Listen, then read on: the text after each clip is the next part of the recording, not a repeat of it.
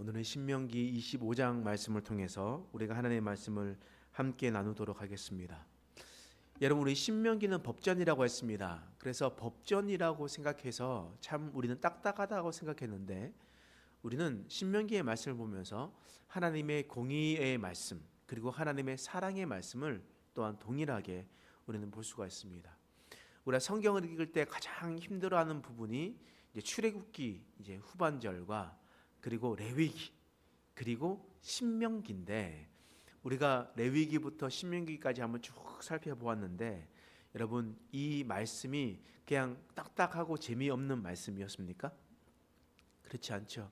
하나님의 사랑의 메시지를 우리는 똑똑히 볼 수 있는 그런 메시지였습니다. 오늘 또 동일하게 하나님께서는 하나님의 법을 우리에게 알려주고 있습니다. 오늘 말씀 5절과 6절 한번 말씀 읽어보겠습니다. 시작. 형제들이 함께 사는데 그중 하나가 죽고 아들이 없거든 그 죽은 자의 아내는 나가서 타인에게 시집가지 말 것이요, 그의 남편의 형제가 그에게로 들어가서 그를 맞이하여 아내로 삼아 그의 남편의 형제된 의무를 그에게 다 행할 것이요, 그 여인이 낳은 첫 여기까지 읽겠습니다. 이 말씀을 보시면 형제들이 있습니다. 그리고 난 다음에 여러 5형제가 있다고 생각해 보십시오. 그 형제 중에 한 명이 죽었어요. 그러면 한 명의 아내가 남잖아요. 아내가 홀로 살아가게 됩니다. 그러면 무엇을 얘기하냐면, 아들 없이 그렇게 있으면 주위에 있는 형제가 그 형수나 제수씨를 취해서 바로 그 아내로 삼아라 라는 의미입니다. 이게 그때 그 당시의 법이었어요. 그래서 이것이 형사 취수, 형이 죽으면 그 형수를 취한다 라는 형사 취수 법이 바로 그런 법입니다. 하나님께서 우리에게 말씀하셨던 것은 무엇이냐면, 죽은 형제가 남겨준 아들이 없었기 때문에 그 여인을 통해서 아들을 낳아주는 것이 바로 이 법의 목적입니다. 그런데 여러분 들어가시면 아들을 낳았을 때 그 아들이 누구의 아들이 되느냐? 동생의 아들이 되는 것이 아니라 죽은 형의 아들이 되는 겁니다. 그러면 죽은 형의 아들이 되면 어떻게 되냐? 아버지가 남겨준 기업을 물려받고 또 늙은 노모를 모시면서 살아가는 것이 바로 하나님께서 말씀하신 그런 법입니다. 그런데 반대로 생각해 보면 이 과부의 입장에서 생각해 보면 참 좋고, 그래도 내 자신의 인생을 책임져 줄 수 있는, 그리고 남편의 이름을 이어갈 수 있는 것이 생기겠지만, 형제 입장에서는 사실 이것이 좋은 법이 아닙니다. 왜냐하면 아이를 낳아도 내 아이가 되는 것이 아니라 바로 그 형의 아들이 되고, 내가 그를 키워 먹여야 되고, 그리고 내 재산도 물려줘야 되고, 형의 기업을 또한 이어져 갈 수 있도록 하는 겁니다. 그러니까 이 살아있는 동생의 입장에서 생각해 보면 이것은 자신에게 무조건 마이너스인 거예요. 무조건 마이너스인 겁니다. 그래서 사람들이 이것을 잘 행하지 않으려고 할 수 있잖아요. 그랬을 때 하나님께서 뭐라고 말씀하시냐면, 신명기 25장 8절에서 10절 말씀입니다. 자, 읽어보겠습니다. 시작. 그 성읍 장로들은 그를 불러다가 말할 것이며, 그가 이미 정한 뜻대로 말하기를 내가 그 여자를 맞이하기를 즐겨하지 아니하노라 하면, 그의 형제 아내가 장로들 앞에서 그에게 나아가서 그의 발에서 신을 벗기고 그의 얼굴에 침을 뱉으며 이르기를 그의 형제의 집을 세우기를 즐겨하지 않는 자에게는 이같이 할 것이라고, 이스라엘 중에서 그의 이름을 신벗김 받은 자의 집이라 부를 것이니라. 아멘. 여러분, 살아있는 동생의 입장에서 생각하면 형수를 맞이하는 것이 무조건 마이너스인 상황입니다. 이 마이너스인 상황에서 나는 그것을 행할 수 없다라고 이야기했을 때 어떻게 하냐면, 그의 신발을 벗기고 이 성 안에 있는 사람들 전체가 모이는 곳에서 모여서 신을 벗기고 얼굴에 침을 뱉고 그러면서 이 사람을 이 사람에게 수모를 줍니다. 수치를 줘요. 그래서 자신의 명예를 떨어뜨리는 그런 일들을 하게 됩니다. 그래서 웬만해서는 사람들이 그것을 이어가려고 했던 겁니다. 하나님께서 기업을 잇는 것을 더 중요하게 여기셨기 때문에 하나님께서 이런 법을 주셨던 거예요. 여러분, 이러한 말씀이 성경 중에서도 나오죠. 어디에서 나옵니까? 이런 형사취수 제도의 모습이 나오는 성경이 있습니다. 어디서 나올까요? 룻기에 나옵니다. 룻기에 나오미와 룻이 나오죠. 그리고 나오미도 죽고, 나오미의 남편도 죽고 룻의 남편도 죽습니다. 나오미 남편은 나이가 너무 들어서 그렇지만 룻의 남편은 젊었을지 않겠습니까? 그랬을 때 돌아갔었을 때 이제 형사 취수 제도를 해야 되는 거예요. 그래서 찾아보니까 보아스라는 사람이 자신의 친척들 중에 가까운 사람이라고 알고 있었습니다. 그래서 나오미가 이 룻에게, 보아스에게 가서 함께 있어라 라고 말했죠. 그때 보아스는 받아들였을 때 룻을 바로 받아들이는 것이 아니라, 아니다, 나보다 더 가까운 한 사람이 있다. 그리고 난 다음에 그 사람한테 먼저 물어보자. 그리고 난 다음에 그 사람이 하지 않으면 내가 그 일을 행할 것이다 라고 얘기했습니다. 다음 날이 되었습니다. 그 사람을 불러서 이야기했습니다. 근데 자신은 하지 않겠다고 했습니다.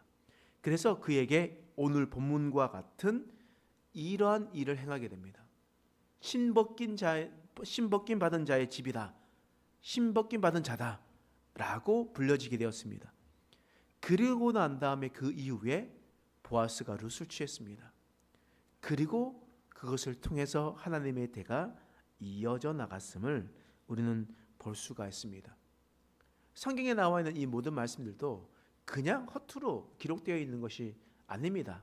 다 하나님의 법을 통해서 이루어졌던 내용들이 실행되나 실행되지 않냐, 실행되면 하나님이 보시기에 합한 것이고 실행되지 않으면 하나님이 보시기에 악한 것이다 라고 이야기를 하는 겁니다. 그럼 오늘 말씀 19절 말씀 한번 읽어볼까요? 18절 먼저 읽겠습니다. 시작.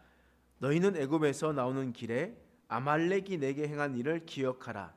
곧 그들이 너를 길에서 만나 내가 피곤할 때에 내 뒤에 떨어진 약한 자들을 쳤고 하나님을 두려워하지 아니하였느니라. 지금 하나님께서 누구에 대한 법을 알려주시냐면 아말렉에 대한 법을 말씀해 주시는 겁니다. 아말렉 사람들이 어떻게 했냐? 이스라엘 백성들이 출애굽을 하고 나왔었을 때 길을 걸어가잖아요. 그러면 건강한 사람들은 빨리 걸어갈 수 있겠죠. 그런데 어린아이와 노인들과 또한 임신한 자들, 힘이 없는 자들은 또 뒤처질 수밖에 없잖아요. 그럼 그 뒤처졌던 사람들을 누가 따라와서 쳤냐? 아말렉 사람들이 쳤다라는 거예요.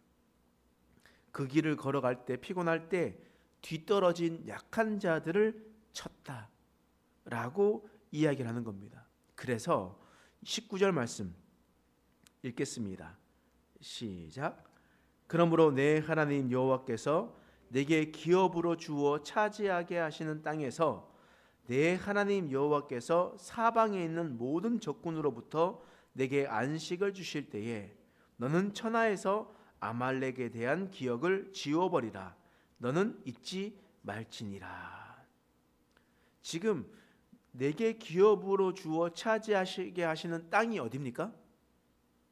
가나안 땅이죠. 이스라엘 가나안 땅입니다. 가나안 땅에 들어가서 안식을 주실 때, 너에게 평안함을 주실 때 하나님께서 어떻게 하냐면 천하에서 아말렉에 대한 기억을 지워버리라. 이 말이 무엇이겠습니까? 아말렉 모든 사람들을 진멸하라. 진멸하라는 뜻입니다. 아말렉이 했었던 죄 너희 기억하지? 그 죄에 대한 값을 반드시 치러라. 아말렉을 진멸하라. 그리고 너는 이것을 잊지 말아라. 반드시 기억하라 라고 하나님께서 법으로 말씀하고 있는 겁니다. 그런데 이 법을 어긴 왕이 있습니다. 누구겠습니까? 여러분, 사울 왕이 있죠. 사울 왕.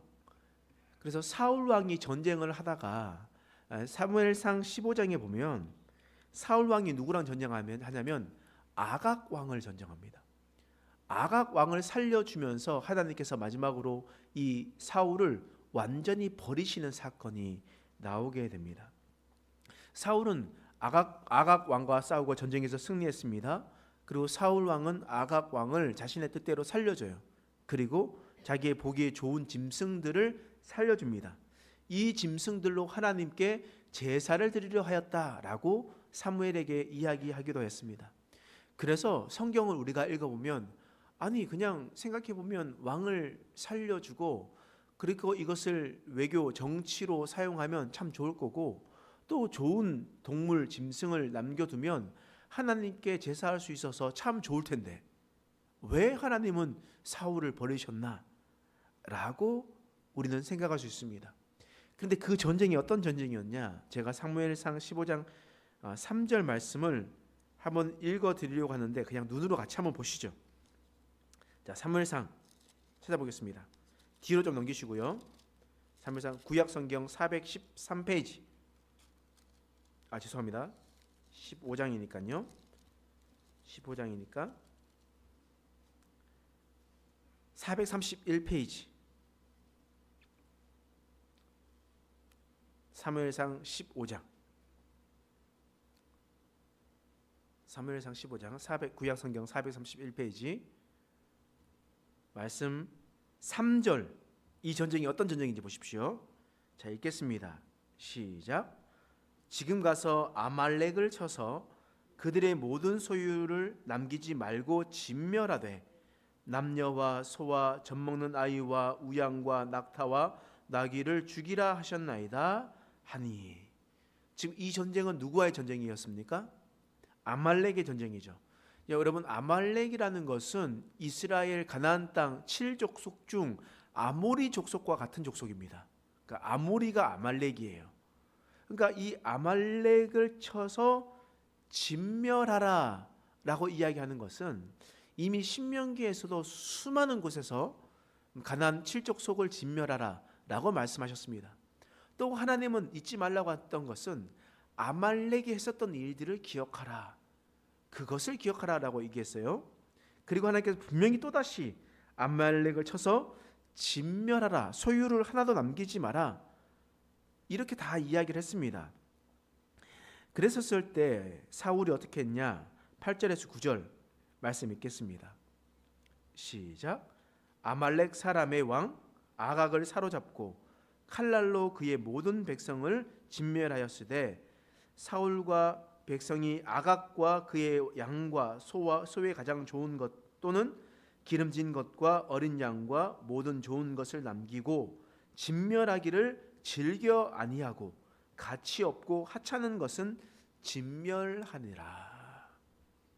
지금 하나님께서 어떻게 진멸하냐면 모든 것을 다 진멸하고 아말렉을 이 세상에서 지워버리라 라고 하나님께서 하나님의 명령으로 남겨두으셨음에도 불구하고 또 전쟁하기 전에 또다시 그 얘기를 들었음에도 불구하고 사울은 자신의 생각대로 움직였다라는 거예요. 자신의 생각대로.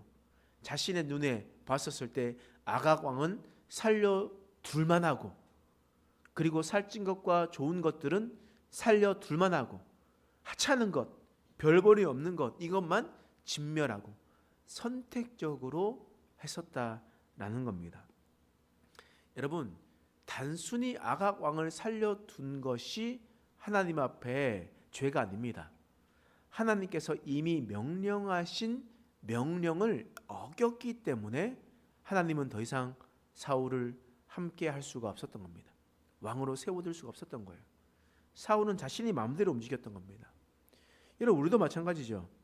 하나님께서 우리에게 명령을 하시고 하나님께서 우리에게 말씀을 하시면 우리는 선택적으로 우리는 살아갑니다.